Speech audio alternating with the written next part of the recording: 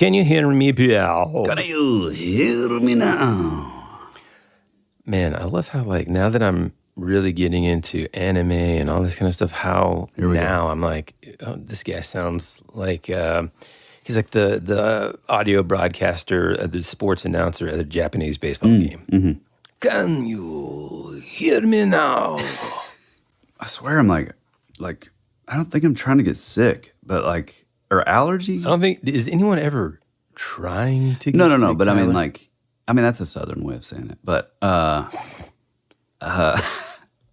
like, is it, or allergies? Or I guess well, I mean, the weather's been weird, dude. It's allergens. like super cold. It was really cold. And then the past couple of days, it's gotten up to like 78, 79. It's been and pretty nice. No. Dude, What? no. That's No. not nice. I don't want it to be 79. No. Give me like hottest 70, and even then I'm like, come on, now I got to take my sweater off.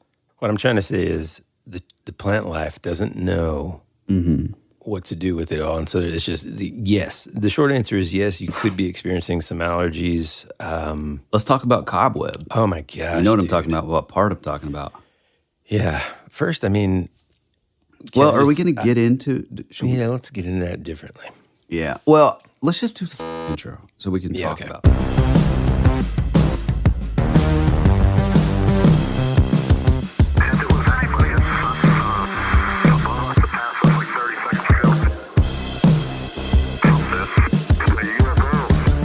Howdy, folks. Welcome back to your favorite podcast, That Would Be Rad, the podcast that majors in 80s and 90s nostalgia, comic culture, all things paranormal, and minors in retro video games, tabletop RPGs, pre-internet mysteries, and raising our kids to be half as cool as we were back in the 80s. I'm your host, Tyler Bentz, and this is your other host, Woody Brown. Hey, pal. Hey, man. So anyway, let's get back to the allergy talk. Anyway, man, it's good to be back. Oh, it's so good to be back.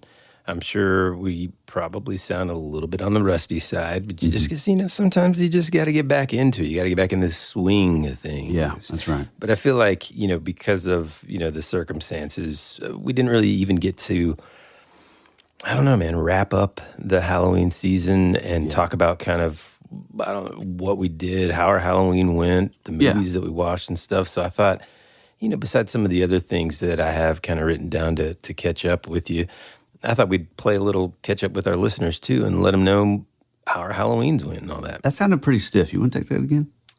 Well, I mean, I thought that maybe, where was that? Like, where was the stiff? I'm just kidding. Okay. Yeah, no, I totally agree. I do feel, I don't know, it was a little bit of a bummer of a month because, as you guys know, October and Halloween season is like our favorite, and mostly, I guess, to you guys, our pals, our listeners, you feel the same.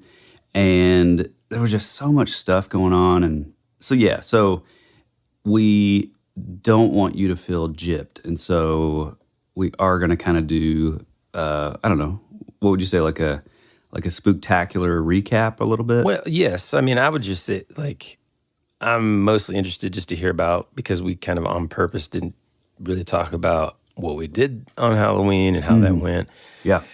What we dressed up as. Yeah. And then, I just, again, part of the reason why I wanted to do last week's episode, kind of the way that we did it was, it just didn't feel right just diving into, hey, let's talk about scary movies. And by the way, you know what I mean? Yeah. So I kind of want to talk about some of the movies that, we did watch and what we think about them and all that stuff. Yeah. So let me ask you, what did you and your girls, what did you guys dress up as? So I did not dress up, which is, it's weird. Like, this is one of these things that even I don't understand, like, why I do this. But, like, for someone like me who is, like, obsessed with Halloween, it's like, October 1 rolls around. In my studio, I already have Halloween lights. I already have the happy Halloween thing. I already have, like, the, 60s. Spiderweb. Yeah, the spiderwebs, the 60s, like little, pumpkin candles. Like, everything's ready to roll. But, like, typically, like, I haven't dressed up in, like, a long time just because it's all about getting the kids kind of ready. I mean, the way you said that kind of makes it sound like I'm selfish, but I'll explain later. Go ahead. No. I'm not going to let you get by with like a cloaked passive aggressive. No, that's not. Swipe at me. It's okay, not like that's not at all like a humble brag. It's just one of those things that like it is weird, and like I've wondered myself like why I don't sort of go that last step and like dress up, but I haven't in a while actually. But you guys always knock it out of the park. Always got to dress up, and I love it. And typically, well, not typically, but a lot of the time, we show up to where we're going, and we're the only adults dressed up. Yeah. But you know what? Right. I don't care, man. So we don't necessarily try to make it like sort of a family theme or whatever, but this year the kids were like, man, here's an idea. What if we did like everyone gets to pick a universal monster? I'm like, oh, I love it. Yeah. And so at first I was actually going to be Frankenstein. And then I thought, boy, I do not want to be wearing green paint. Oh, yeah. All night and all that. Wait, real quick, not to cut you off, but are you against wearing like the masks? Yeah, man. I'm glad you asked me that question. I've always been, I don't like costumes. And it's kind of ironic because my son's costume this year had a mask. But I don't like costumes that have a mask involved. Mm-hmm. Man, I want to get that face paint on. I want to, kind of be creative with it and stuff. And I'm not saying, and then like another thing about the mask thing is I never know who is it, And I always just got weirded out because people in my neighborhood when I was a kid or something, they would just like run up to you and they're wearing a mask and you're like, hey, man. And then they take it off and it's like, it's actually your friend's dad and he's just being like overly scary. And you're like, dude. Yeah, right. Calm down, man. Can I get a Snickers or what's up? Yeah, it is kind of like, I don't know. I do feel like face paint is like so old school. Yeah. Like that there is, I mean, it is kind of a pain in the but it is, I don't know, it is cooler, I think. I mean, there are some like amazing masks, like don't get me wrong. Yeah. But look, and some people, they want to have a mask and they're like, man, I really want to look like this. And, that's fine. Mm-hmm. For me and my kids, I just have that rule, I don't want you having a mask. I want to be able to see your face, man. Although, boy, otherwise you could just be anybody. Woodrow, your son, like, so he was awesome. The Invisible Man. Yeah. And that was a hard sell for me because of the mask thing. I was like, son, like maybe we could come up with a band. Well, he found this like costume kit or whatever on Amazon. And I mean, dude, it was so cheap that I thought, okay, let's order it. Let's put it on and then send it back. And then you can sell it to me. Yeah. If it sucks, we'll just return it. Dude, he put that costume on. It comes with like the trench coat, the fedora, the little like wayfarers, and this mask that makes it look like his face is wrapped in bandages, just like the Invisible Man. And the shirt that looks like you can see through it, and there's suspenders there, And so he walked into my office with that on, and I said, "Man, you got to do it." Yeah, which is cool because he's actually out of both of my kids, he gets super shy about Halloween for some reason. Mm-hmm. And so also maybe the mask like sort of gave him the bravery a little bit, Yeah. But anyhow, so we went as Universal Monsters. I was Dracula. Naturally. Well, actually, you know what? Not naturally because you're as ugly as Frankenstein. No, but I mean, since this may be too. We're not doing it. This may be too transparent, but I mean, since all the laser hair removal stuff, God, and the calf implants. Well, I mean, I wasn't even going to bring those up, but since the hair removal stuff, I'm cutting it all out. You don't look like a werewolf. No, but that's okay. I thought maybe a werewolf would be kind of cool, but Jane, who is a straight up tomboy, dude, she found this. I mean, dude, hilarious, also cute and adorable. So, because like my rule there was, I don't want you being. Maybe I'm just like. I don't know, too overbearing, but I'm like, Jane, I don't want you to be like a scary werewolf. I want you to be right. I also don't want you to be like, hey, look, I've got a miniskirt on and, like that kind of costume. Which, God, but that's I want you to be everywhere. Right. I want this to be like a cool, but like adorable, but also you can be kind of like, you know? And so she found this costume, same thing, amazing. And then my wife, actually, the first costume that we ordered for my son was a mummy costume. And it was too big for him, but he's the size now, dude. Listen to this. This is where it gets crazy. He is basically, he's just slightly smaller in size, in clothing size. So that, you know, if it's super cold in the morning, we can't find his sweatpants when we go running, he just puts ends on and they fit. And the thing is too, is that he probably grew out of your stuff like about a year or so ago, right? What do you mean? Just like height and stuff, because you're 5'2". Shut up, man. No. Anyhow, so she used the costume that was a little too big for him, and she was a mummy. So anyway, that's what we did. Yeah, it looked awesome. awesome. Got some pretty good ideas for next year, you know. And we thought, okay, we could have been like the Addams Family, which would have been good. We thought about Guardians of the Galaxy, but that was a little too involved. You know, I got to buy all kinds of stuff. You know. Yeah. Now that I'm thinking about it, I think I am going to 100% blame it on my wife, because she has never wanted to dress up. And so I think, like, I've pitched a few times to, like, hey, let's do, like, the family thing, too. And my girls are just, like, I don't know. They're so against that every year. Oh, like, embarrassing or what? I mean, I don't know if it's, like, embarrassing, but they just, like, have no desire to, like, match, even just between the two of them. Like, so Amelia dressed up at school the day before, and she was Hermione, which she did that last year, too, which amazing. Like, she had, like, she has like the suitcase and like the robe and the shirt and the tie and like the official wand. And I mean, it's pretty legit, you know? Looks awesome. But then she decided because she's recently got into like Pokemon, which is pretty cool. So she was Pikachu, which was awesome. And then Elliot, I was like, oh, Elliot, you know, my youngest daughter, I was like, oh, you know, if she's Pikachu, maybe you could be like another one, like Squirtle or Eevee or whatever. And she's like, no, I want to be a vampire queen. And so she's the one who could give a shit about what anybody else does. And she's like this sort of Victorian vampire, and she refused to do it unless I drew like blood coming out of her mouth. And nice. So it was pretty cool. I will say, for our listeners that do live in the South, especially like our Georgia friends, it was kind of crazy, dude. It dropped like 20 degrees, like, I kid you not, in like an hour and a half. Yeah. It was wild.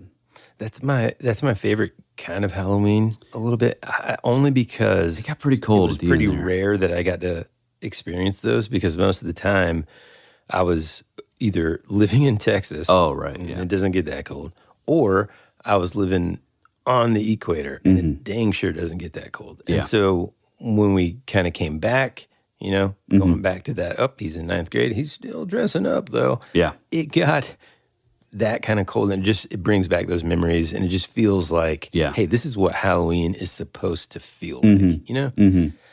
That argument you would get in with your mom, and you're like, I don't need a jacket. It's going to cover my costume. Yeah. You know? Yeah, that was always the worst. But, I mean, it was pretty chilly, like, by the end of the night.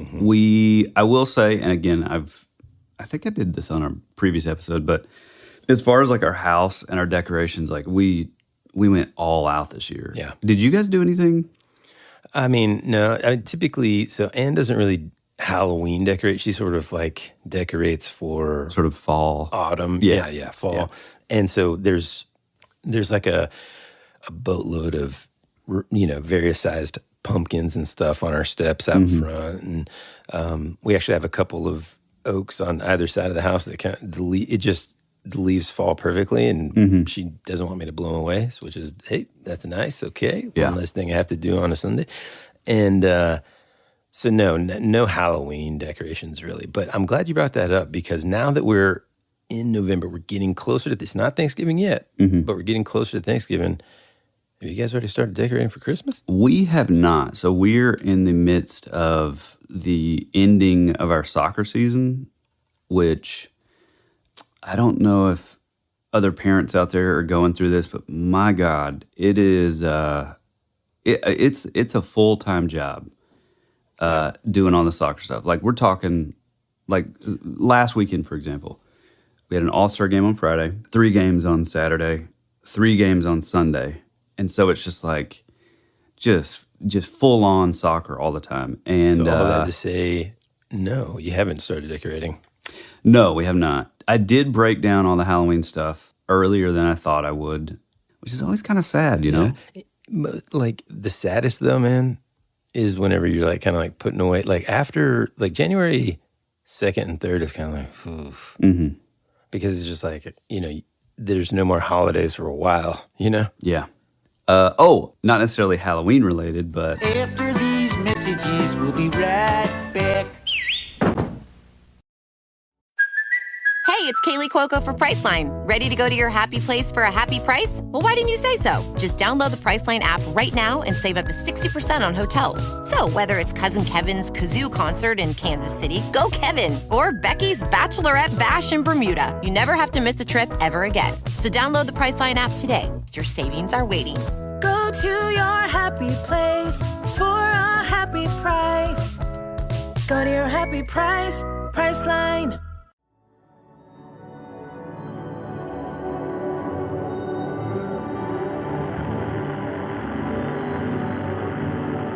There's something out there waiting for us.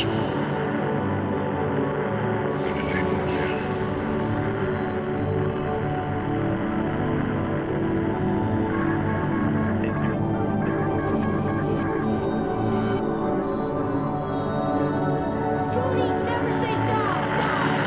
Hey, this is Bryce Johnson from the Bigfoot Collectors Club, and you're listening to Tyler and Woody on That Would Be Rad, because that is rad.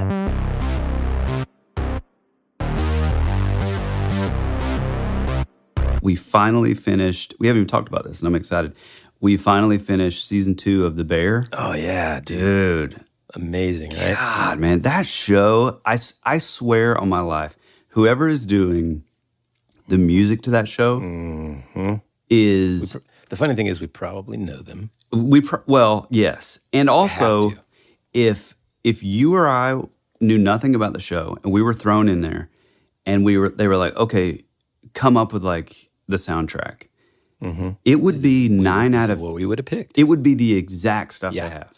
Yep, 100%. And here's the fun part. I didn't know anything about the show when we started it and just said, hey, I remember this guy from whatever that show was. I don't even remember that he was on. What was it? Oh, God, what is it called? I don't know. I don't know that I've seen anything else with it. He's so good. He's amazing, dude. Well, everybody in that show is so incredible. But you're right, dude. I knew nothing about it. And from the get-go, in season 1, all of the songs are so great, dude. All of the characters are so freaking awesome. And then what I love about it so much is the development of the characters. From like that first episode of the first season all the way into, you know, it's every single person sort of buying in and falling in love with the idea of making everything and themselves better, dude. And what about Cousin? Dude, Cousin's the best. Oh my gosh. Although, man. and again, like spoiler alert. I mean, not really spoiler alert, but just go watch it if you haven't. But yeah, watch it. But in saying that, dude, so the only time I really watch anything where I'm actually like sort of engaged and not just kind of listening to it throughout the day, you know. So, you know, we're kind of going to sleep and sort of winding down. What about the one episode that is a literal anxiety attack? Oh my God, the Christmas episode? God almighty, dude. Yeah, no, it was tough to get through, but man, talk about acting. What about Jamie Lee Curtis, man? Yeah, dude. Was that a spoiler? I mean, I don't think so. I don't know. People know that she's in it. They just look good on the IMDb. But the end, like the car just... God. Dude. God. No, dude, what about the brother, the Punisher dude? What's his name? I never can remember his name. John Bernthal. Yeah, John Bernthal. Between him and...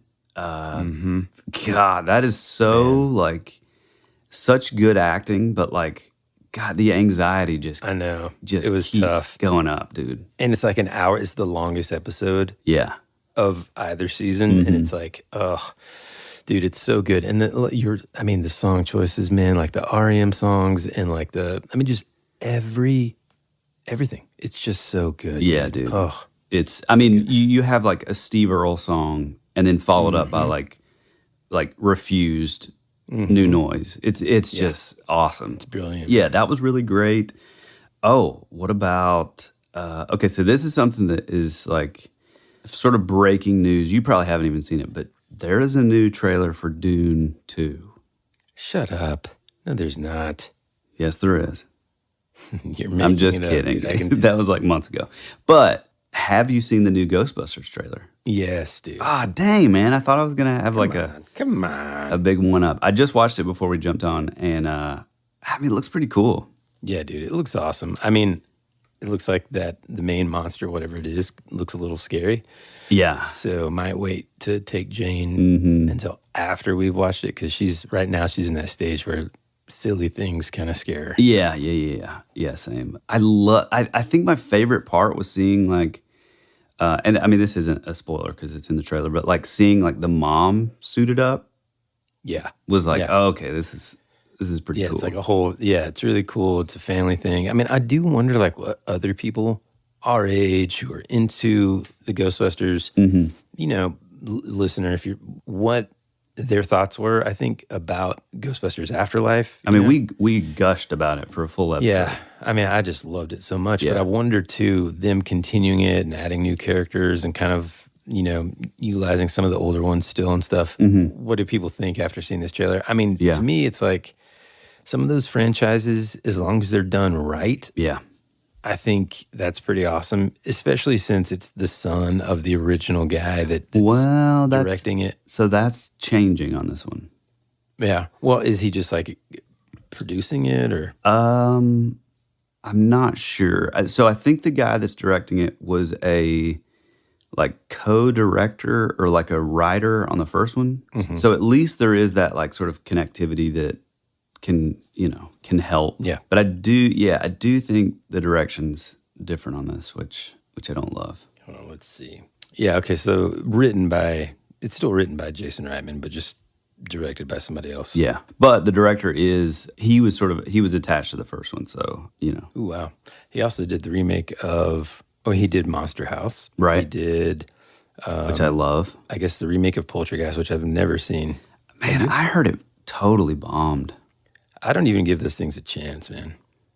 Yeah, which kind of sucks, man, because it might be unfair of me. It is unfair, but like, I mean, even like the new Exorcist movie I've heard was absolutely atrocious. Yeah. Which is it's just like, how does that even happen? Like, I feel like for stuff like that, it would take so much more effort to make a bad movie. Yeah. It's like everything is stacked like in your favor, so. Yeah, I think too, I wonder if they're like, well, we won't really spend the resources on this franchise because it's just, you know, like, I'll give you an example. Halloween, for example, right? Right. We're still going to go and see it. We might think the movie sucks, but we're still gonna fill a seat. We're still gonna pay for the ticket. It's nothing more than that. They're not trying to. Yeah, but I think like movies like that and like, you know, like Friday the 13th Friday the 13th. There we go.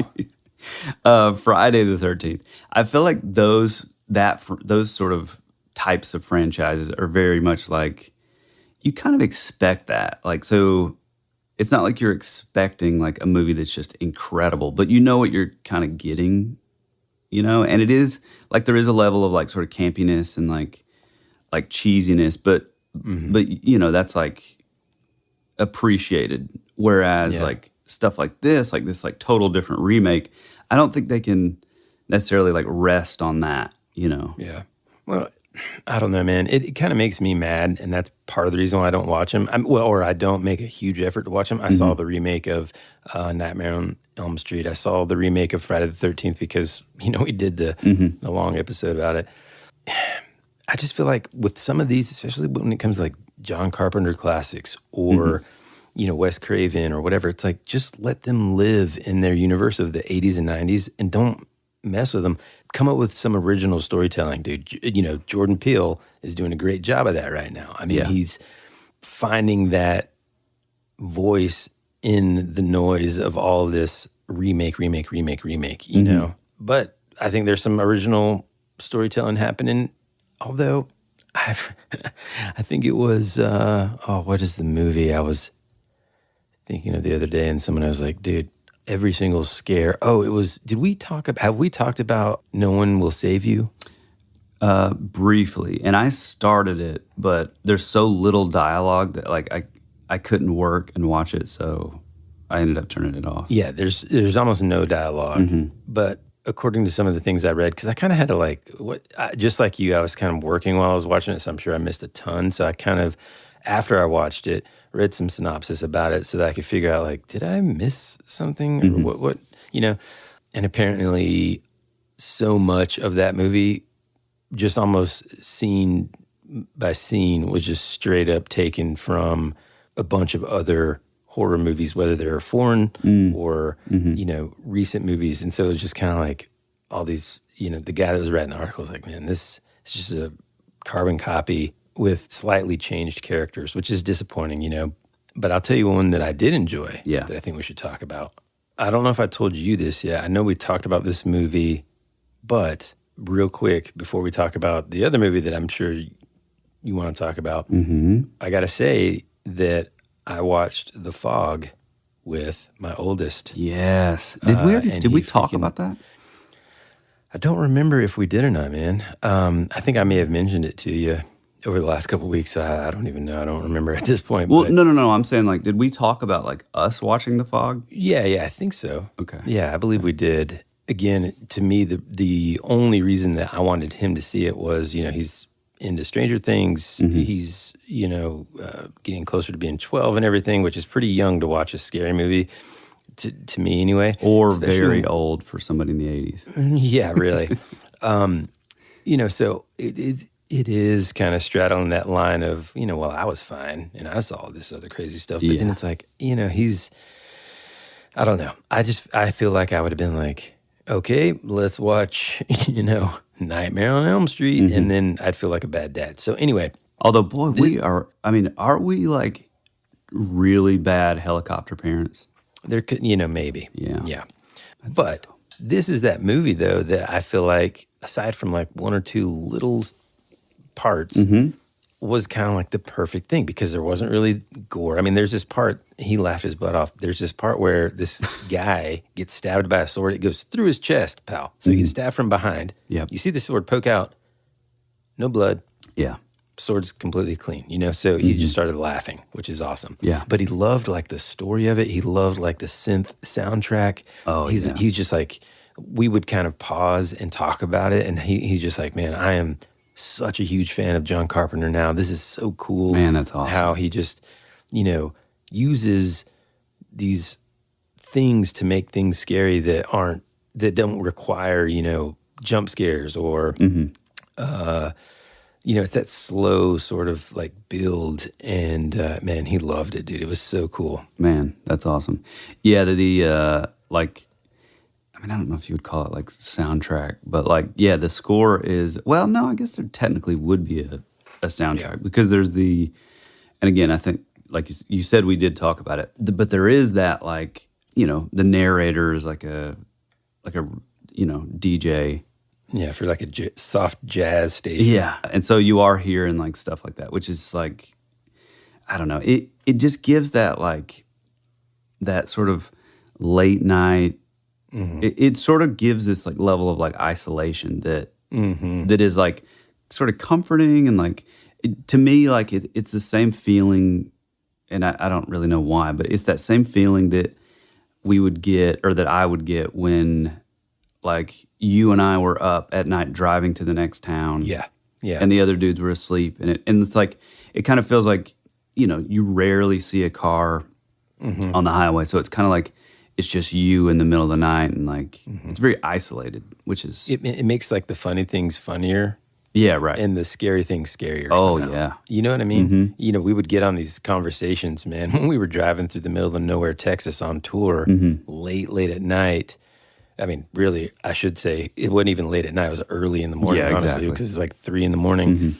And we would just freak each other out and be like, all right, dude, we got to talk about something else, man. It's scary, Hey, speaking of being... Oh, well, no, go ahead. Go ahead, sorry. Well, I was going to say the cool thing about this movie is yeah, you have that. I don't know, man. I think rewatching it with him and stuff, it's like I was kind of showing him how the Duffer Brothers and folks that I like in terms of cinematography have kind of like used that as their sort of template. Oh, yeah. But not to just copy from, but use it as like that storytelling technique and everything to create something that is a unique story, but told in a way that kind of gives homage to that way of telling the story, which is just fantastic. So it's kind of cool to be able to introduce him to that. And of course, he was like, after that, he's like, I want to watch Halloween. I want to watch The Thing. I'm like, whoa. Slow it down. Yeah. Yeah. I actually did start watching this movie, and I was so excited because, like, the movie starts off, and the narrator is the lady from The Fog. And she's like narrating. So it's sort of like an anthology. I can't remember what it's called, but like, I don't know. It looks so cheap. I didn't get into it, but like, I was super excited when I saw her, and she's like talking the same way, and she's like in front of a microphone. So it's like, it was really playing up that aspect of The Fog, which is really cool. But like, I don't know. It just looked super kind of low budget. There's a lot of those cheesy low budget movies, man. Yeah. I watched Dr. Sleep again, and I believe that you saw it. Oh yes, for the dude, first you time. told me to. Yep. So good. And this kind of goes back to that I didn't give it a chance thing, which was unfair, and how dare I? I haven't really read. That's not true. I've read a couple of Stephen King's more sort of quote unquote recent books, like oh man, Hearts in Atlantis. No, that's not that recent, but that's a great book. It is. The movie was like basically the first third of the book. Yeah, which I like the movie, but no, dude, you got to read the book. Man. Yeah, it was such as like a slow, which I mean I'm okay with, but it was slow. Yeah. And so I didn't even realize that there was that Dr. Sleep was a book that existed, right? I didn't either. And so whenever you're like, have you watched it? And I'm like, no. I thought that essentially it was kind of just like a cheesy remake somehow and a spin-off story or whatever. Dude, I freaking loved it, man. Yeah. I kind of just threw it on. You know, it was one of those that like I sort of just threw it on like while I was working. And I mean, I gotta say, it's one of those movies that has like become a staple of like Halloween season. Yeah. And I mean, it is pretty scary, but it doesn't feel like I don't know what kind of movie it is really. It's very unique in that. It's kind of, it's that classic Stephen King thing when, yes, I guess it would be in the horror section at Blockbuster, this one. Yeah. But, it's kind of like The Shining, honestly. I mean, yeah, of course, there's some like horror elements to it. But for the most part, it's really just kind of like a psychological thriller, It's almost like a paranormal version of Falling Down with Michael Douglas. Oh my gosh. How it's just like the descent of like a man's like mind, Yeah. He just loses. But it was cool because if anybody listening has kind of dove into Stephen King a little deeper than just sort of, I watched it or I read, this or that, there's this sort of like interlocking world that he's created, and a lot of these stories and characters and even like some of his sort of, I don't know, man, theories about things are kind of like connected. Oh, and yeah. Within this movie, I wonder if folks that watched it who don't have that sort of knowledge base about all the different things like the Shining, or like, I forgot what the other guy called it. I know what you're talking about. I can't think of it but either. basically like their ability to use their mind and connect with other people in other places and things like that. They're like mutants, basically. Yeah, I mean, and Stephen King's used that in so many books, man. And it's just, it's really cool to kind of see all those connections. And that got me down a rabbit trail of my own where I wanted to see like, well, just how many of those books, because I'll give you an example. In the book, forget about the movie, because I didn't like it either, but in the book, Dreamcatcher, which you should everybody should read. It's amazing. Well, I will say this about the movie. I think the first half of the movie I absolutely loved. Yeah. But then it sort of does that like anti-Hitchcock thing where it sort of gives it away, which if you know Woody and I, you know that like we hate that. Yeah. It's like if it would have kept that sort of mystique and like mystery, it would have been amazing. But it just sort of, you know. For some reason, his writing style and the way that he delivers just doesn't, when they have to reformat that in screenplay, it just doesn't translate, man. I don't know what it is. I felt the same way about the show that was on HBO. The book's way better. Yeah, I feel like Clive Barker's like that a little too. Clive Barker, man. Intense stuff. Yeah. Jeez. What was I saying? Oh, in Dreamcatcher, they are, like, whenever they're younger, it shows them and they're going through this, like, graveyard and they're trying to find, and I think they may have shown this in the movie. And it's not that the movie, like, it's not that I hated it. It's just in comparison to the book, dude, not even close in terms of how awesome it was. Yeah. Which, by the way, I'm sorry, pal. I don't mean to do this. But just since you said graveyard, have you seen these, like, videos of people driving their Tesla through graveyards? What? No, why would they drive through a graveyard? Okay, so this like, I mean, it's... Hold on real quick. I want to hear about that, but then it's going to feel weird going back to what I was going to say, which is they go to this graveyard and on... Did you say graveyard? Yeah, they don't know what I said. On this gravestone, there is this like spray paint, like graffiti, and it just says Pennywise. Oh, right. And it's like, oh man. Yeah. So you're reading this whole book, you don't see any other connection, but then they're like, what? Or it might even say something like Pennywise was here or something crazy. And you're like, whoa, as a reader. Anyway, people are driving their Teslas through graveyards. Go ahead. Yeah, so, you know, I mean, everything's like pretty advanced, like electronics and those things. And so, you know, it's telling when like people are close to the car. And it does that thing where it shows like the top-down view and like, you know, it's showing like, it's not like an infrared thing, but it basically, it's like showing like what looks like people walking around your car. Like, it's pretty wild. You know, it's kind of the same. So basically, they're saying like it's capturing the spirits walking around. Right. It's exactly the same thing as like... So when you say driving through a graveyard, you just mean like on the actual road that you're supposed to be on. Yeah, not like... Dude, I envisioned them just being like, check this out. No. Just driving through. Yeah, no. It's kind of like how Ghost Hunters started using, I want to say Nintendo Switch, but that's not right.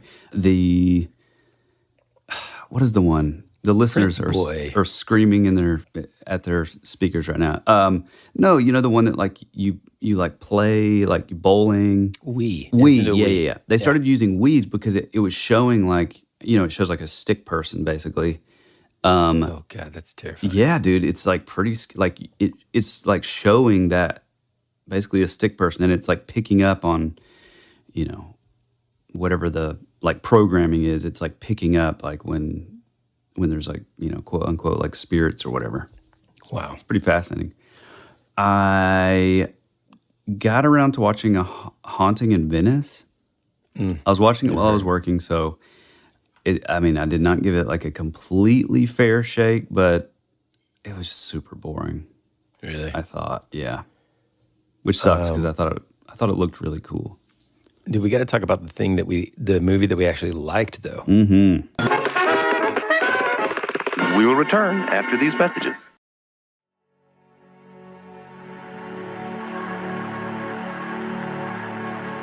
It's a pretty cool place if you're a Martian. Or a vampire. You think you really know what's happening around here, don't you? Is anyone out there? We're fighters for truth, justice, and the American way. Hey, this is Woody. And this is Tyler. And you're listening to That Would Be Rad. And now, back to our show.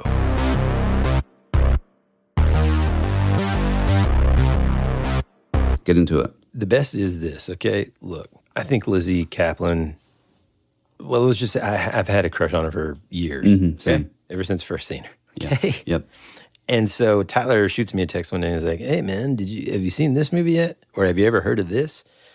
Now, another thing that Tyler and I like to do is really kind of just, even if we're not the one, Tyler does this more, okay? But even if we're not the one that discovered it first, boy, do we like make it out to be like, yeah, of course, dude. Of yeah. course. I told you about this. So sometimes I'll send something to Tyler and be like, man, I love this show. And he's like, I told you. Which is usually the case. Never the case. Always the case. So he sends me this, hey, have you seen this? And ironically, I should say coincidentally, I had not seen the movie yet, but I had added it to my list on Hulu. And so we were both like, okay, you watch it today and I'll watch it today. And then we'll like, go over what we think. Regroup. Yeah. Regroup. And dude, I thought it was awesome. Yeah. Yeah. The movie we're talking about is Cobweb. Yeah, it is a weird movie. And the thing that you said about it, so Woody finished it first. I think I had to like take a break like halfway through to go do something. But man, it I don't know. I do like I feel so many different ways about the movie. On the one hand, I feel like, man, I wish they would have done this or this or this differently. But then on the other hand, like, especially for a movie that I had never heard of until, and it was weird. It was all like, it's sort of that synchronicity thing that happens to us where within like 1 week, I read like a Paste article about it, some other thing on Instagram or whatever. And it was like, and I'd never heard of it up until then. So I was like pleasantly surprised. I thought it was unique. I will say, I think, and I'm not saying that I didn't like it, but I will say that I think the first half is almost perfection. So. Oh, and then that's it.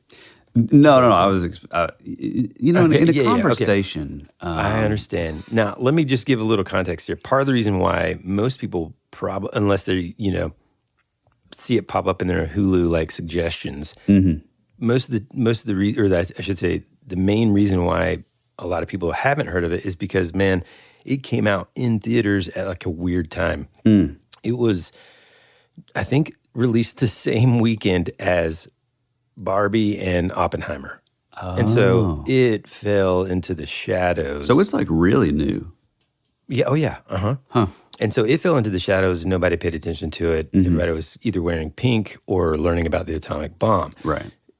Well, it's unfortunate, dude, because like you said, I feel like there's a lot about this movie. Here's the thing. The first time I watched it, when it ended, I was kind of like, I don't know if I'm mad about that ending. Right. Or I just didn't know. I think what I told you was like, dude, I don't really know how because here's another thing, listener, that we often do. If I say, okay, look, man, let's watch it, I assume that means Tyler has also pressed play. But I also know that he probably hadn't gotten to it yet. So what I'm doing is I like text and I'm like, dude, I'm 5 minutes in. I think this movie's amazing already. 15 minutes in, and dude, this is brilliant. 30 minutes in, also Lizzie Kaplan, hot. 35 minutes in. Although she plays a weird, I've never seen her in that. Always she plays a weird character sometimes. No, but she's equally hot. In this, it's different from any other character she's played, I would say. Yeah. You know what I mean? It's also, I think it's also PG-13, which is... No way. No, it can't be. No, not a chance. No, it's not? Yeah. So? I mean, just the under the bed blood part alone. Yeah, you're right. Anyhow. Yeah. Oh, and by the way, also, I know this sounds like we're just sort of like beating around the bush about giving like a synopsis about this, but you can't. I'm not going to spoil it at all. I don't think you.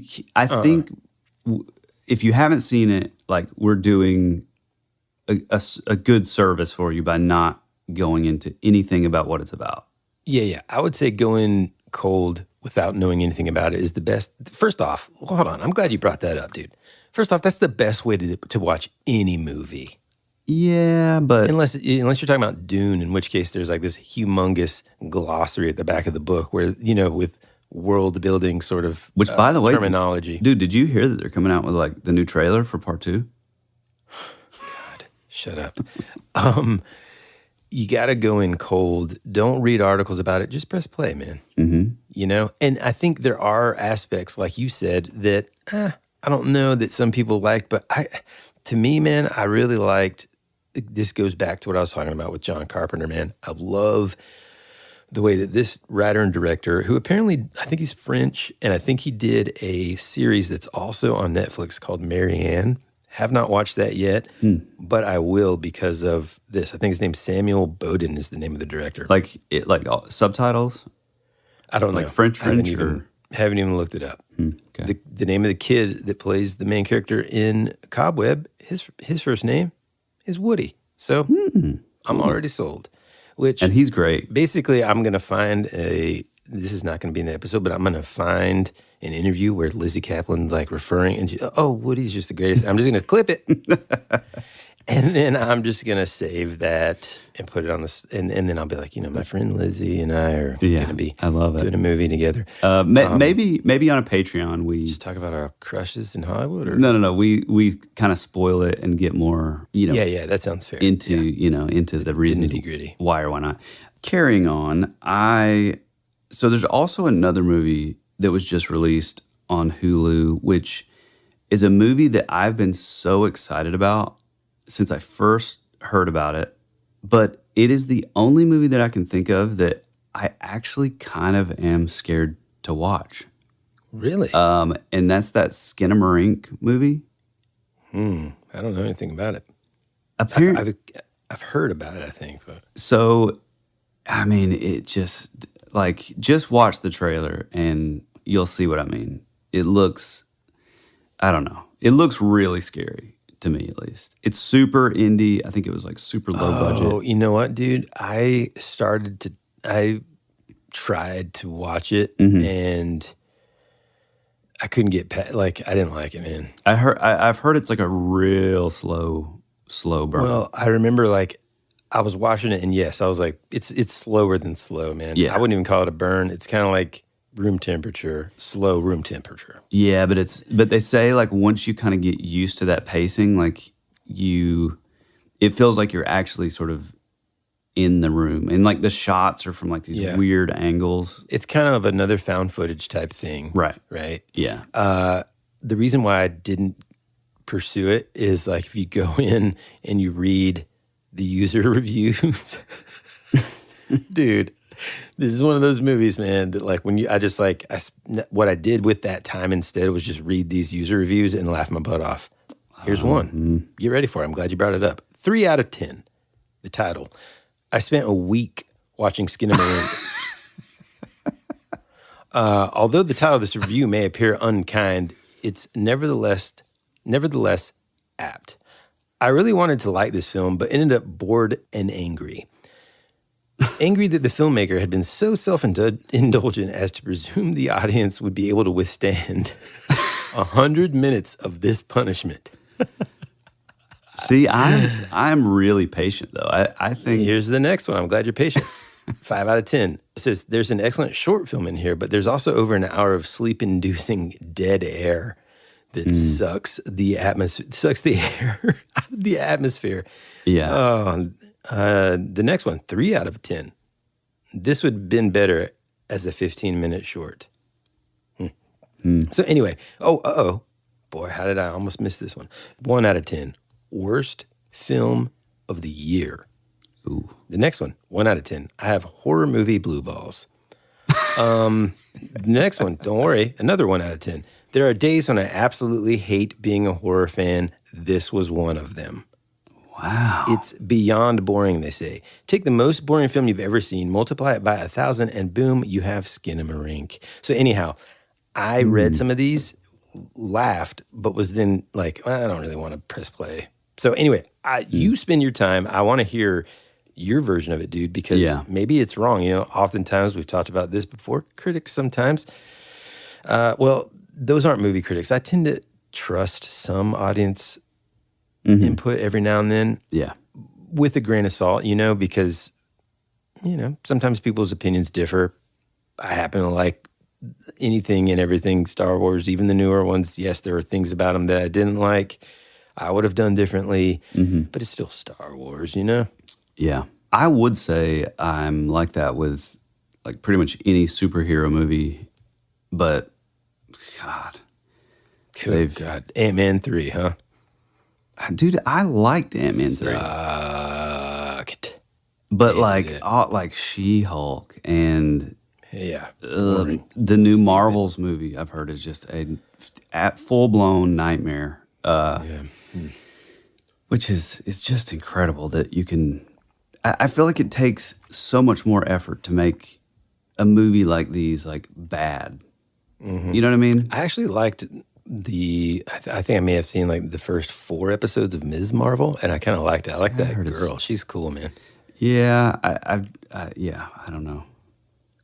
And some like her like figuring out her power. It's just funny, man. You know, like that teenage superhero stuff. I always love. It's part of the reason why I love like Spider-Man, because he's like trying to figure it all out, but at the same time, he's just a kid. You know, so he's like, you know, once you get into like, oh, I'm a 40-year-old superhero, that's a whole nother set of, you know, now context. You know, in saying that, were you really excited about Blue Beetle? No, I don't really know. I don't really know anything about that character. The freaking anime sword that he has in the trailer looks kind of cool, though. Yeah, it did look cool, but God, yeah, I don't know. That trailer looked awful. On to better news, and this is something that you definitely have not heard of, but do you know the Led Zeppelin 4 cover? You know, the painting of the guy with like the bundle of sticks on his back? Yeah, I don't know if I thought that it was a painting. I thought it was a photograph, but go ahead. Well, it was always sort of sold to everyone that it was like actually a painting. Anyway, you know that they've discovered that a research fellow at the University of the West of England, he discovered that the photograph is actually a black and white still from the Victorian era and depicts a Wiltshire thatcher by the name of Lot Long. Long was born in Mere in 1823 and later died in 1893. According to The Guardian, he was a widower living in a small cottage in Shaftesbury Road at the time the photo was taken. So they've discovered who the guy was, because all these years, like, nobody could ever tell like who he was, because I guess it was such an old picture, huh? Well, I think Robert Plant actually, like, he found it was just like a framed, which again I was always told that it was a painting, because I mean, even if you look at it, it does kind of look like I always thought it was a picture, like an old painting. Well, the original was black and white, and I guess the sort of crappy, like the artificial. What is that? What is the company that used to do it? Like, this movie was colored with Maxitone. Oh yeah, I know what you're talking about. You know, Wizard of Oz had it. What was that? I can't think of that either. I don't know. But yeah, I'm guessing probably in the artificial coloring, it kind of, you know, gave that sort of, those sort of artifacts that it looked almost like a painting. But yeah, it was found by Robert Plant and in a Pangbourne antique shop near Jimmy Page's home in Berkshire. And yeah, it's pretty cool, because like now, you know, I mean, it's like such a classic album. I mean, that's the album with Stairway to Heaven, When the Levee Breaks, Black Dog. And so now we know that it, you know, was Mr. Lot Long. Man, shout out to Lot Long. Dude. Yeah, pretty cool. It's so cool when something like that happens, because, you know, I don't know if you've ever, when I say I don't know if you've ever, I'm talking to the listener, not you, Tyler, because I know you've done this. We've done this together. Things are about to get weird. No, I don't know if you've ever been to, you know, like an antique store or like a thrift store or something, and you find like a random picture like that. It kind of reminds me of just how, especially back then, you know, you could have just picked up a random picture and be like, oh man, this is pretty cool. And then it just, all of a sudden, it ends up on a album. And, you know, his family may not, you know, I don't know. They may not have ever even noticed. You know? Right. Well, since we're talking about things that we never knew. Wait, real quick, before we move on. No, you're going to enjoy this.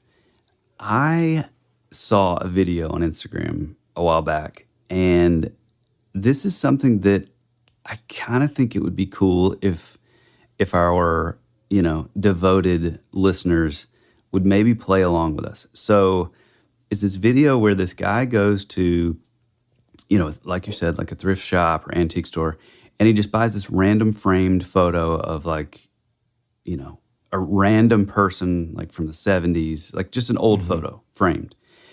Then he snuck it into his mom's house, like, you know, mixed it in with like a bunch of other pictures. And then sort of brings it up like, hey, who's in this photo? And so I would love to hear the results of this if our listeners want to play along, especially since we're getting into like, you know, the Thanksgiving season and the Christmas season. I think it could be really funny. I'm definitely going to do it at my grandmother's house. I mean, so you know, like trick your older family members? I mean, not in a bad way, but I think, I don't know, there's something just to see what they say. Yeah, just to see what they say. I think it could be real. Like your mom's response would be the funniest thing probably ever. Except for, I think it'd probably just be like, she'd probably just say, I've never seen it in my life. I mean, she's got a pretty good memory. It wouldn't really work over there. Man. Yeah. Well, not at my house anyway, but well, my family's dumb, so. Oh, man. Speaking of things that we don't know and things that might even, you the second that you hear it, you feel like, I'm being tricked. Where are the hidden cameras? This is not real. We'll return after these messages. America's future can be determined by our dreams and our visions. It was very intense, bright light. For over 200 years, there have been reports of giant man-like creatures from another dimension, another world. I don't know. The most intriguing mystery on the North American continent. This is Joshua Cutchin, and you're at my home for weirdness. That would be rad.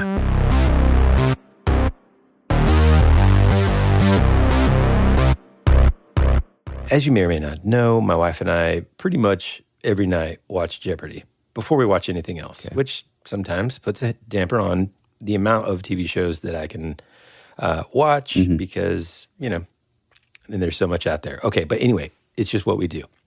So we were watching Jeopardy the other night, and it's like Celebrity Jeopardy, which is kind of more fun because the questions are, you know, a little bit easier. Or I should say the answers are a little bit easier. Because celebrities are dumb. Yeah. Well, I mean, sometimes they're really, really smart. The ones that win are pretty smart. So they're still tough, but they're not as tough as some of the other ones during the regular season. So I don't remember exactly what it was, but basically it was talking about how a certain animal, and I'll go ahead and tell you, the Wombat, which, here we go, welcome to Australia again. We love you, all of our Aussies. Yes, we do. The Wombat, I've never heard of this dude. And this is kind of, it's not toilet humor. Think of it more biological here. Oh, no. I already know this. You son of a gun. You've been Googling it while I haven't Googled anything. I know exactly. It's the only animal in the world that does this. It poops out square poop. Yeah. Cubes. Yes. What in the world, dude? So that, they say that and I go, what? I got to press pause. I can't believe that you... I have never heard that in all of my life. So many useless things. The fact that you didn't think that I would know that. Well, okay. Well, I mean, dude, how am I supposed to know if you know that? I just didn't think you did because why have I never heard of that? I'm a genius. Or what the scientists have found out, the reason why they end up being cubes is they're formed that way within the final section of the wombat's intestines, and they're, you know, pretty dry or whatever, and the walls themselves have sort of like almost like a not a finite amount, but varying degrees of stretchiness, and so that's kind of what helps, you know, turn it into that shape. Now, here's the other thing.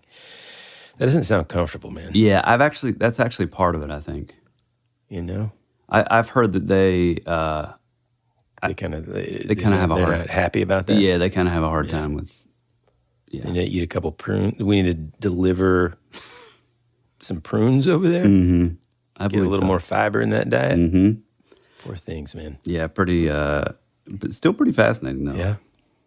Yeah. Speaking of the new Dune 2 trailer, I did finally get around to watching The King. Yes. With Timothée Chalamet, and it's great. Yep. I think you actually told me about this like forever ago. Yeah, whenever it came out. Yeah. Years ago. I told you that years ago. Yeah.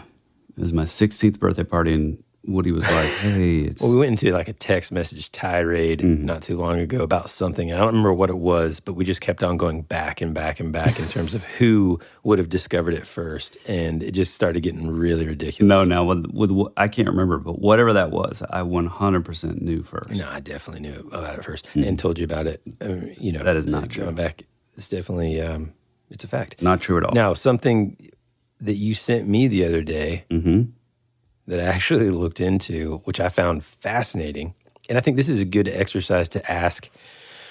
Yeah, I'll put it up as a, if you're a Spotify listener, you can actually interact with different polls and stuff if we have them in an episode. And I'm going to put this up as a poll to see how many of the listeners experience this, because apparently, I didn't know this, only some people do.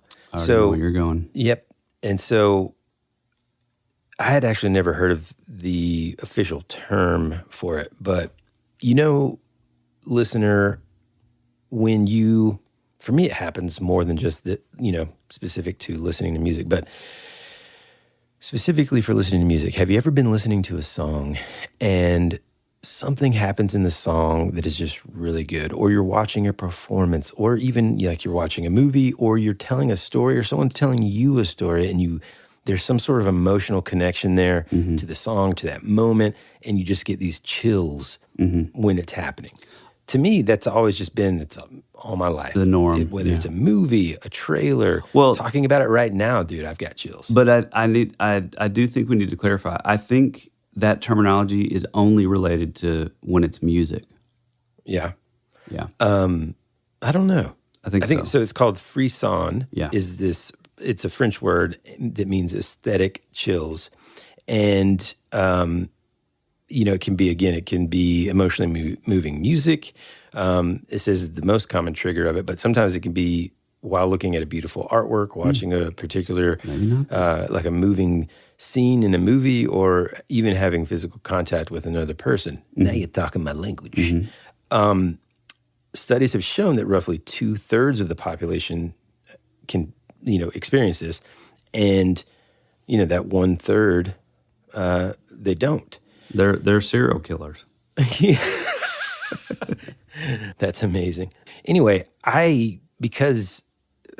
whenever you sent me that article, the fact that it was, I'd never thought to kind of like look that up. Hey, what is this called, or what am I experiencing? It's just something that's always happened. Yeah, right. And I don't know. I love that, man. Yeah. I love it when it's like full body chills, whenever something really amazing happens on screen or in a song.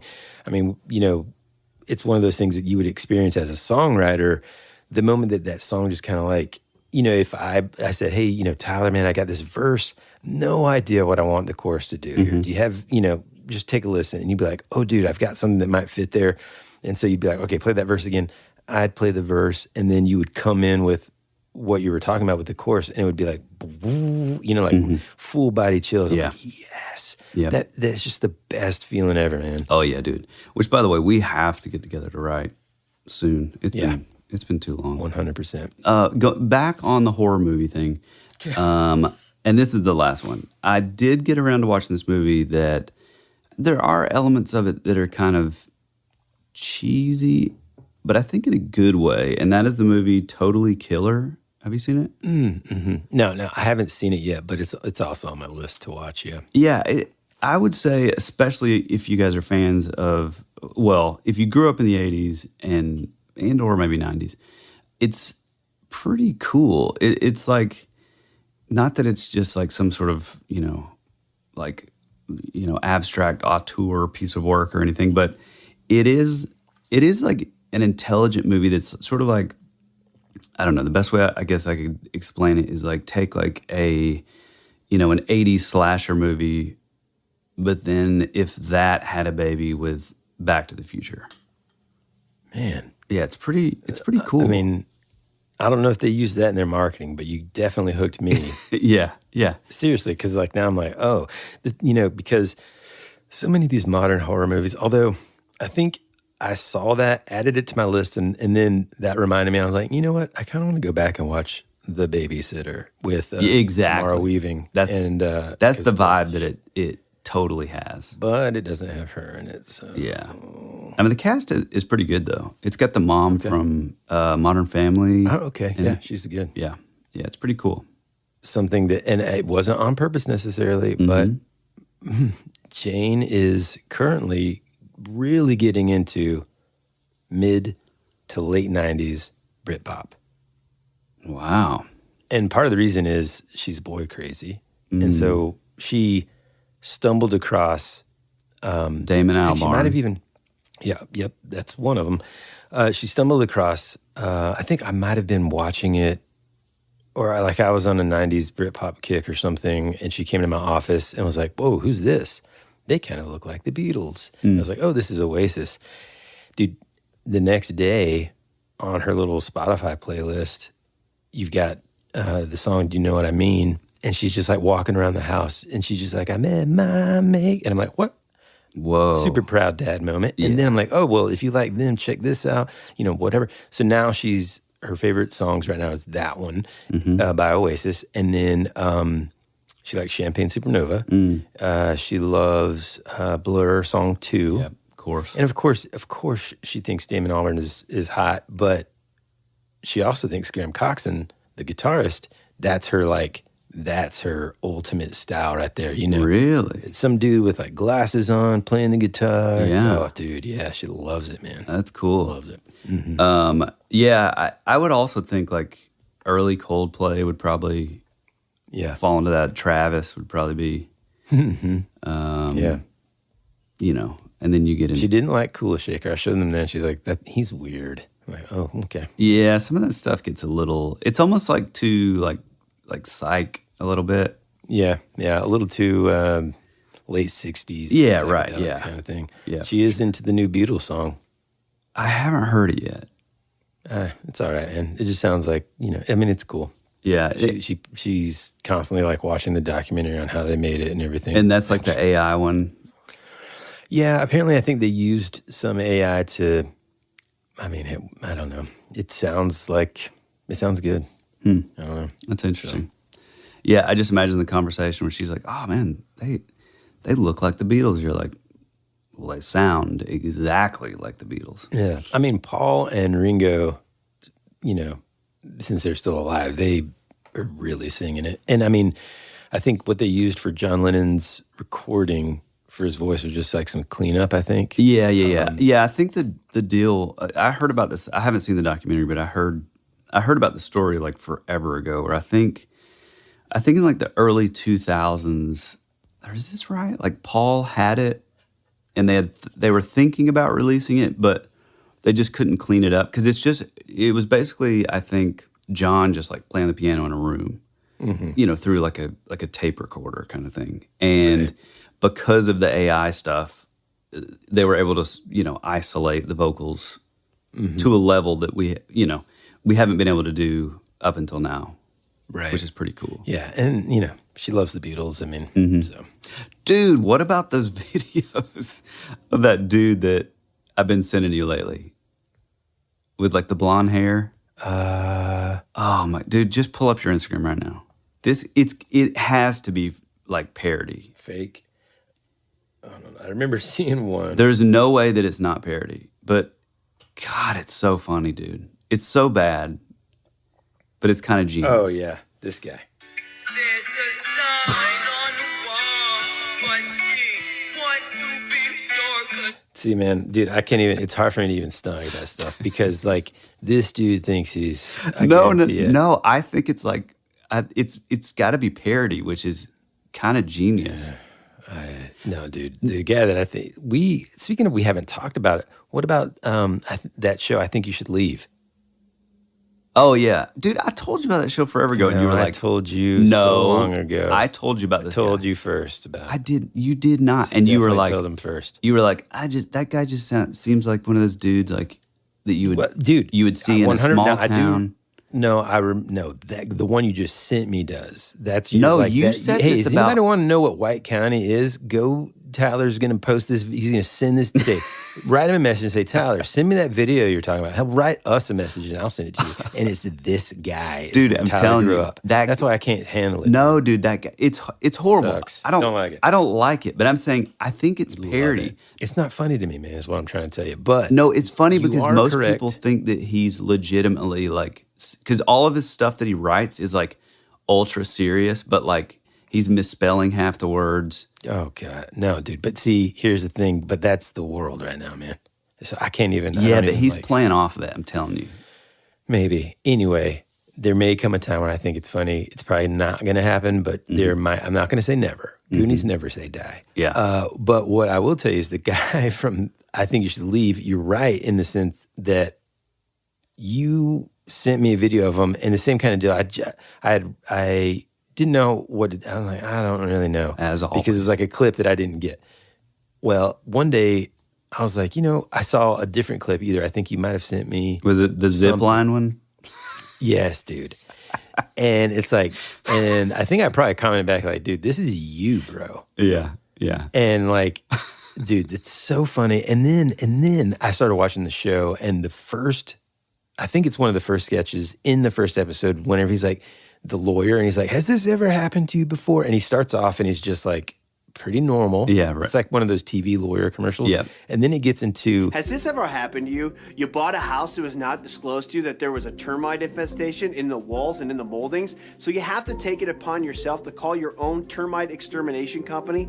But when the guys show up, they immediately ask if they can use your bathroom. Then for over 2 hours, they take turns going in and out of there, taking huge mud pies and over flushing. Then they go in there together, and you hear a bunch of scrounging around, and then you hear a bunch of yelling, and one of them is standing in the bathroom doorway shouting at you, and his friend's foot stuck in the toilet, and he says, help him, you gotta help him. And when you go in there to help him, he just pulls it out easily and laughs because his foot wasn't stuck. It wasn't stuck at all, he was just faking it. And then they get really serious. They say it's turbo time. And they both start running around the house as fast as they can and jumping over the couches. But when you try and jump in, they yell at you and they say, you're not part of the turbo team. Don't run. You don't run with us. We're the ones who run. Until you're part of this turbo team, walk slowly. So you go lay down to be by yourself and read your art books, but then the next day you went into the bathroom and it looked like the hole in your toilet had shrunk? You said, how could that be? There's no way they could have shrunk the toilet. But then you saw in the trash a receipt from Home Depot for a toilet the exact same size as yours, but with a joke hole that's just for farts. They replaced your real toilet with a fart toilet, and now you can't take a dump in your house because your toilet can't suck them down and you feel sick to your stomach? Has that ever happened to you? Call me right now, please. Yeah. man, dude. Or no, I'll tell you one of my other favorite ones. All of a sudden, it's just this scene, and there's this car that's crashed through the front of a clothing store. And it shows this lady, and she's like, is everyone okay? What happened? Did anyone see? Someone drove a hot dog-shaped car through the window. Driver's gone. Somebody call the cops. We need to find that driver. They could have killed someone. Whose car is this? Yeah, come on. Whoever did this, just confess. We promise we won't be mad. It pans to him, and he's wearing a hot dog uniform. What? We'll close our eyes. Just take your car and get out of here. Sir, that's clearly your car. Wrong. Someone call the police. Yeah, that's one idea. Or we could work as a team, find out whoever did this and punish him ourselves. Maybe take his bare butt out of his costume and spank him. Maybe you could do it, sir. Not gonna happen. Okay, you. No. Well, one of us is gonna have to do it. No one's getting spanked. You know what's driving me nuts? It could literally be any one of us. No, it couldn't. You're dressed like a hot dog. And they're like, huh? Oh, dude, so hilarious, Yeah. man. It is really stupid. It's one of those shows that There's a lot that like, I'm if like, I was 15 and then given a budget to make a full-on TV show, this would be it. It's kind of, I mean, it's a totally different style of humor, but I would imagine for kids, it's kind of like the way we had like Tom Green. Yeah. Where it's like super dumb, but like there's moments on where the it's Swedish, it's like, it's less way out there. Yeah, right, yeah. But it is pretty funny, man. And this guy plays like the perfect sort of awkwardly obnoxious and abrasive character.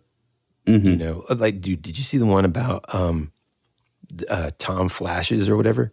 The clothing store? No. And the patterns? Dude, so this guy, this main character guy or whatever. I think his name's like Tom Robbins, maybe? Yeah, Tim Robbins. Tim Robbins, I don't that's know. right. Yeah. I don't know.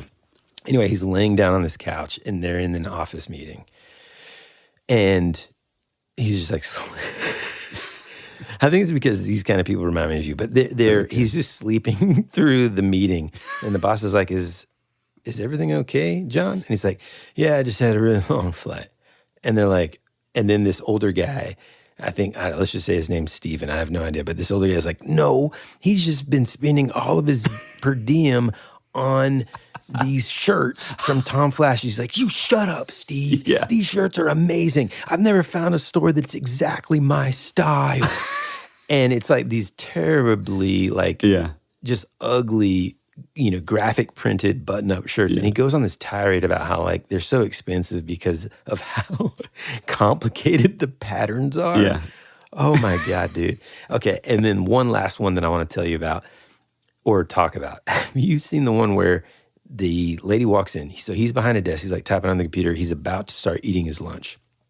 And it's like this foot-long hot dog. The lady walks in. She's like, hey, you know, Johnny is actually going to start the meeting. You know, he was able to, like, rebook a flight, and so he wants us to kind of come to the conference room. He's like, he looks up at her like, confused, dude. Like the ultimate Tyler look, like, huh? And he goes, yeah, but it's lunch. And she's like, yeah, but we have to get this done. This proposal's like a big deal. And he's just like letting her talk, and he's like, I don't think you can do that. It's lunch. And so she's like, come on, you got to come in. So, dude, he walks into this meeting. He's got like a navy blue suit on, right? Mm-hmm. And he walks in, and you see him like kind of cupping his hand, his right hand, and it's as clear as day that he's now shoved this foot-long hot dog into his suit sleeve, and he's like walking in. He's like, hey, how's it going? He sits down. He puts his head on the table like a little kid would do to hide the fact that he's eating this hot dog. Yeah. And then they're like, dude, what are you doing, man? And he's like, oh, I'm just really tired. And then like the hot dog is like hanging out of his sleeve, and he's just like laying there. And they're like, he's eating his lunch. And then he starts choking on this hot dog. All this stuff happens. And at the very end, he's like, you can't, the whole, like the final punchline is he just like looks into the camera. He's like, you can't skip lunch. That's amazing. And that was it. I mean, dude, it's just incredible, man. Yeah, I think like some of the ideas for like the skits or like the fact that you have a skit where you have like a member of like the Bachelor show. Yeah. And like the only thing he cares about doing is riding the zip line on the show. So it shows him like, they're like, you didn't even eat lunch. Any of the events. He was like, he's like, I ate lunch with everybody. And it shows him and he's just scarfing down the food so he can run back to the zip line. And then, dude, when he does like all the moves, like jumping off the zip line. Exactly. He just thinks he's so cool. Oh, God, it's amazing, dude. Oh, man. Well, anyway, this is a really random episode. So, listeners, thank you for sticking around for this long. And like Woody said earlier, we're really happy to be back. We're so happy that you've joined us for another week of randomness. And next week we will get back into our regularly scheduled programming. If you would like to reach out to us, you can do that on Instagram. Drop us a DM, join the conversation, say hi. If you want to tell us your own paranormal story or something that's happened to you or your own sort of colloquial, folklore that maybe we've never heard of, if you're in a different country or even different state, we'd love to hear about it. If it's more long form, head on over to thatwouldberadpod@gmail.com. Or even better, you can head over to thatwouldberadpodcast.com, our official website where you can kind of do it all. But the coolest part is that you can leave a voice memo or, I guess back in the old days, like a phone call. You can call us and, leave it in your own voice and, it may pop up in a future episode. leave a 5-star review. Tell a single friend about the show. It really means a lot. It really helps spread the word and helps get us new ears. And we're always appreciative. Buy us a coffee. Join our Patreon, The Rabbit Trail, where it's more of what you love, maybe a little more rambling. But it's a little more free. It's a little later at night. And we're so appreciative and so grateful for the folks that are already members of the Rabbit Trail. I guess that's about it. Anything else, Woody? Well, I was just going to say, don't forget about our new physical address. If you want to send us a letter, a handwritten note, a package, a postcard, whatever. Chain mail. You can do that. What now? Chain mail. Chain mail. You can do that by addressing your envelope to That Would Be Rad, 2551 Limestone Parkway, 1A, Box number 4, Gainesville, Georgia, 30501. It's always nice to go to the mailbox and find a little surprise in there. And again, just a little handwritten note that says, hey guys, hello from whatever country you're in. And by the way, you don't have to go to our website and just use the voicemail or whatever for telling us your story. Just tell us, say hello from wherever you're at in the world, and we'll share that with the listeners as well. Yeah, man. I mean, no matter what, dude, it's just good to be back in the studio, and I'm looking forward to next week when we're, bring something super interesting in terms of a crazy story that our listeners might not have heard yet. Yeah, dude. Well, we love you. We appreciate you. And as always, be rad. That's the way it goes.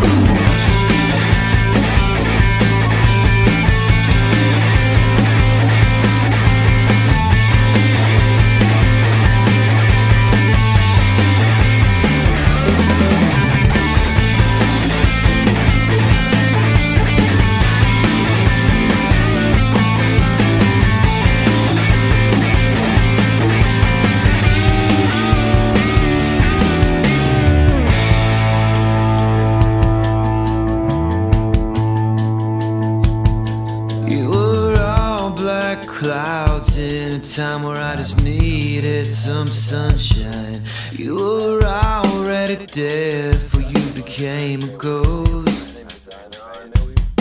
You always said our future would be a parade of flowers, but now all that's left is a single rose. That's the way it goes.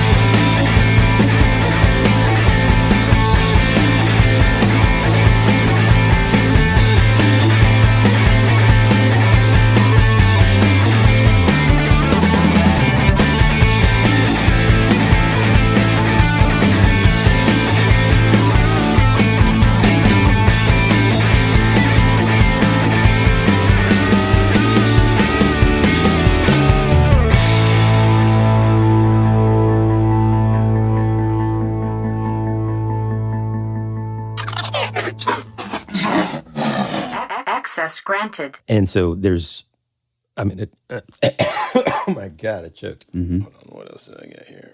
All right. Beautiful segue. Yeah, it won't do that on the thing. It won't do that on the thing. Sorry, man. The autobiography of Woody Brown.